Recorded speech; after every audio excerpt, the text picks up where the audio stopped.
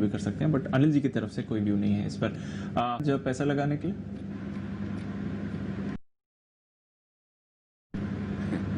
बिल्कुल 11 से 2 के बीच में दीप को छुट्टी दी जाए और दीप अपने इसमें पैसा लगाकर करते उस समय का सदुपयोग कर सकते हैं। नहीं, लेकिन जोक्स अपार्ट, इनफैक्ट मैं ये कहूँगा कि ये एक बेहतरीन आईपीओ है जहाँ सबको पैसा लगाना चाहिए। बस वही है, अभी अभी एक हमारे दर्शक है दीप, वो ट्वीट कर रहे थे कि सर आप इतना जोर से रिकमेंड मत करो किसी आईपीओ को, फिर हमें अलॉटमेंट ही नहीं मिलता है। तो हम क्या करें, अब ये तो मजबूरी है। इसलिए मैं कल कह भी रहा था कि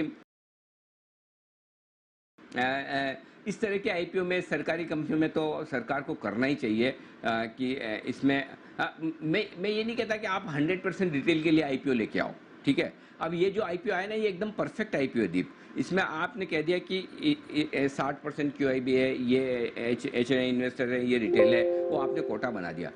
अब अगर रिटेल का हिस्सा पूरे आईपीओ जितना बढ़ जाता है ना, जितनी साइज है उतना रिटेल का आ गया, तो रिटेल वालों को पहले दो। रिटेल को देने के बाद कुछ बचता है तो फिर आप है ना क्यूआईबी को दो, और जाहिर सी बात है बचेगा तो है नहीं। तो बहुत मजबूत आईपीओ, बहुत बढ़िया कंपनी है,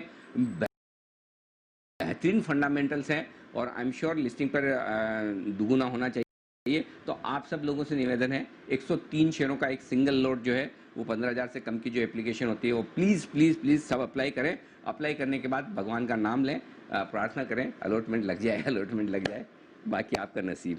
यूटीआई एएमसी ये दूसरा आईपीओ आज जो खुल रहा है। जी दीप।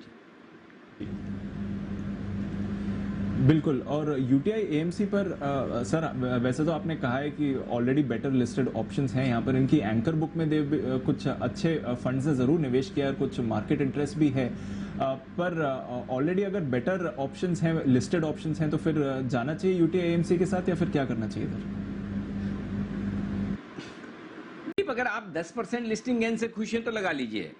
मेरे लिए 10% के लिस्टिंग गेन बहुत ज़्यादा नहीं होते, पहली चीज़। दूसरी चीज़ है कि अगर आप वैसे देखेंगे तो ग्रोइंग कंपनी नहीं है, धीमे धीमे कंपनी की ग्रोथ कम ही होती दिख रही है। तो आप पी मल्टीपल किस कंपनी को देते हैं जहां ग्रोथ है? अगर एक कंपनी ऐसी है जो हर साल 10 करोड़ का प्रॉफिट कर रही है, वो अलग मल्टीपल पर ट्रेड करेगी, और एक कंपनी ऐसी जो आज 2 करोड़ का कर रही है, अगले साल 3 करोड़ करेगी, 2 साल बाद 5 करोड़ करेगी, उसको मार्केट मल्टीपल देता है। मार्केट का वैल्यूएशन ग्रोथ पर है, स्टेगनेंट जो परफॉर्मेंस है उस पर मार्केट का कभी मल्टीपल नहीं आता। अब जहाँ तक आपका सवाल है कि बहुत सारे ब्रोकर्स रिकमेंड कर रहे हैं, इनफैक्ट मैं भी थोड़ा सरप्राइज हूँ कि सबसे ज़्यादा रिपोर्ट्स इसी आईपीओ पर ब्रोकर्स की आई है, और ऐसे ब्रोकर्स जो आमतौर पर आईपीओ को ट्रैक नहीं करते हैं, रिपोर्ट नहीं देते, उनकी भी आई, तो वो तो ठीक है, उसमें कोई फ़र्क नहीं पड़ता, वो तो मजबूरी है। देखिए यूटीआई म्यूचुअल फंड है, सबको अपनी इंस्टीट्यूशनल डेस्क पर फंड से बिजनेस लेना होता है, तो वो तो करेंगे।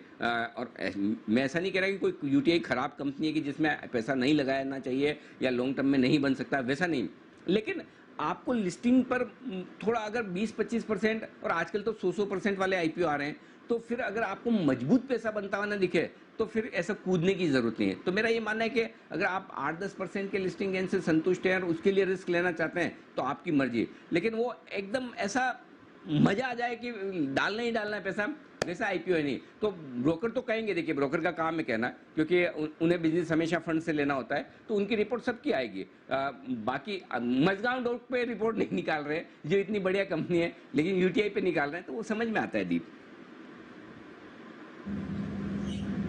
बिल्कुल, तो नज़र रखते हैं। आज तो आप स्पॉइल्ड फॉर चॉइस रहेंगे जहां तक आईपीओ मार्केट्स का सवाल है। 3 आईपीओज हैं, उनमें से एक तो काफ़ी कन्विंसिंगली अनिल जी कह रहे हैं कि यहाँ पर बढ़िया लिस्टिंग गेन्स आएंगे, बट नजर रखिए यूटीआई एएमसी, मज़गांव डॉक और लिखिता इंफ्रा, इन तीनों की आईपीओज आज खुलेंगी।